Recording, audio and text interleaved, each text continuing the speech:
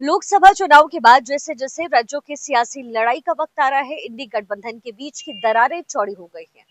बेशक अभी दिल्ली विधानसभा चुनाव का ऐलान नहीं हुआ, लेकिन गठबंधन की गांठें जरूर खुलने लग गई हैं। आम आदमी पार्टी दिल्ली की सभी 70 विधानसभा सीटों पर अपने उम्मीदवार उतारने के बाद अब अपने सियासी समीकरण को दुरुस्त करने की मुहिम में जुटी हुई। पिछले दिनों आम आदमी पार्टी ने अ, दिल्ली को लेकर तैयारियां किया और एक स्टेडियम में आम आदमी पार्टी ने महिला अदालत का आयोजन किया, जिसमें अरविंद केजरीवाल के साथ सपा प्रमुख अखिलेश के साथ वो शिरकत करते हुए नजर आए। इस दौरान जिस तरीके से अखिलेश और केजरीवाल की सियासी केमिस्ट्री नजर आई, उसे लेकर के कांग्रेस की सियासी टेंशन बढ़ना लाजमी है। आम आदमी पार्टी पहले ही कांग्रेस के साथ दिल्ली विधानसभा चुनाव में गठबंधन करने से इनकार कर चुकी है। अरविंद केजरीवाल साफ शब्दों में कह चुके हैं कि कांग्रेस के साथ किसी तरीके का कोई गठबंधन नहीं होगा।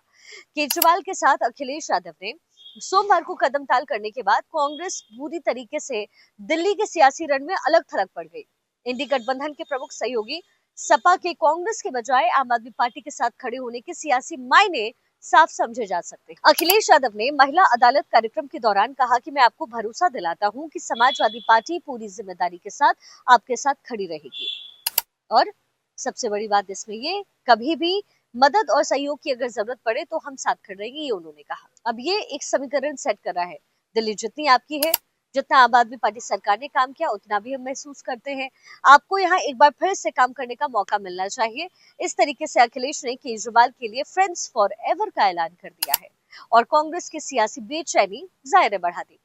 2024 के लोकसभा चुनाव में कांग्रेस की अगुवाई वाले इंडी गठबंधन में अखिलेश यादव से लेकर अरविंद केजरीवाल तक शामिल हुए, लेकिन नतीजे आने के बाद से पहले केजरीवाल ने दूरी बनाई, तो अब सपा भी कांग्रेस से किनारा करती हुई फिलहाल नजर आ रही है।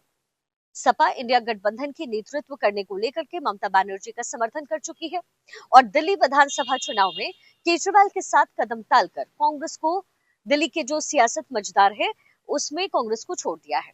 अखिलेश यादव ने न सिर्फ अरविंद केजरीवाल का हौसला बढ़ाया, बल्कि आम आदमी पार्टी की सरकार के हेल्थ मॉडल, एजुकेशन मॉडल की तारीफ भी की। इस तरीके से अखिलेश यादव ने एक तीर से कई निशाने साधे।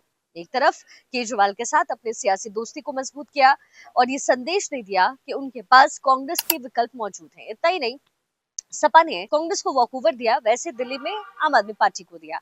अब ऐसे में अखिलेश यादव ने एक तीर से कई निशाने साध लिए हैं। जहां एक और उन्होंने कांग्रेस को ये बताया कि उनके पास विकल्प भी है भाई, तो वही दूसरी तरफ मध्य प्रदेश, हरियाणा और महाराष्ट्र में सीट बंटवारे का बदला भी उन्होंने ले लिया। मध्य प्रदेश से लेकर के हरियाणा में कांग्रेस ने समाजवादी पार्टी के लिए एक भी सीट नहीं छोड़ी। महाराष्ट्र में भी आखिरी वक्त में सपा को 2 सीटें दे दी गई। गठबंधन में साइडलाइन होने की वजह से अखिलेश यादव नाराज नजर आए। यही नहीं, संसद में भी सीट अरेंजमेंट से लेकर के संभल मुद्दा जोर शोर से न उठाने को लेकर के अखिलेश कांग्रेस में खटपट नजर आई। तो अब ये मिलकर के सियासी मुद्दा बनता हुआ नजर आ रहा है। राहुल गांधी की अगुवाई में जब संसद के बाहर विरोध हुआ तो सपा सांसद इसमें शामिल नहीं हुए। यही नहीं, अखिलेश ने महाराष्ट्र में एमवीए को झटका देते हुए अकेले बीएमसी चुनाव लड़ने का ऐलान कर दिया और अब दिल्ली में भी कांग्रेस अकेले पड़ चुकी है। अरविंद केजरीवाल के समर्थन में अखिलेश यादव के उतरने से कांग्रेस के लिए दिल्ली चुनाव काफी मुश्किल भरा अब हो सकता है। कांग्रेस पहले से ही दिल्ली में पिछले 2 चुनाव से खाता नहीं खोल पाई है और अब 2025 के चुनावी राह में भी कांटे बिछ गए हैं। अखिलेश यादव और केजरीवाल के बीच जो है सियासी समीकरण बना। अब बीजेपी के खिलाफ लड़ाई में विपक्ष उनके साथ खड़ा है, ये कहा जा रहा है। अखिलेश की वजह से ममता बनर्जी सहित इंडिया गठबंधन के दूसरे दल भी उनके साथ जा सकते हैं। अब ऐसी अगर स्थिति होती है तो कांग्रेस के लिए दिल्ली चुनाव आसान कम से कम नहीं होने वाला है। और जिस तरीके से एक के बाद एक गठबंधन के साथ कांग्रेस को आंखें दिखा रहे हैं उनके जो साथी हैं, उससे यही लगने लग गया है कि जैसे इंडी गठबंधन में कांग्रेस और राहुल गांधी के लिए नो एंट्री का बोर्ड भी जल्द लगने वाला है, क्योंकि राहुल के नेतृत्व पर ममता पहले ही अपनी दावेदारी ठोक चुकी है।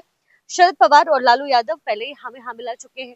तो वहीं दूसरी ओर ईवीएम का जो मुद्दा है उस पर उमर अब्दुल्ला नसीहत दे चुके हैं और अब तो उद्धव ठाकरे ने भी फडणवीस से मुलाकात की है और कहा है कि भाई सावरकर को भारत रत्न दीजिए। इस समर्थन किया है। वैसे में कांग्रेस अपने ही गठबंधन में किनारे पड़ती हुई फिलहाल नजर आने लग गई है। अब आगे का दांवपेच क्या हो सकता है ये तो देखना होगा, लेकिन जिस मजबूती के साथ लोकसभा चुनाव में उभरकर कांग्रेस आई थी, अब उसी तरीके से कहीं ना कहीं कांग्रेस जो है इस पूरी रणनीति में, पूरी राजनीति में साइडलाइन होती भी नजर आ रही है।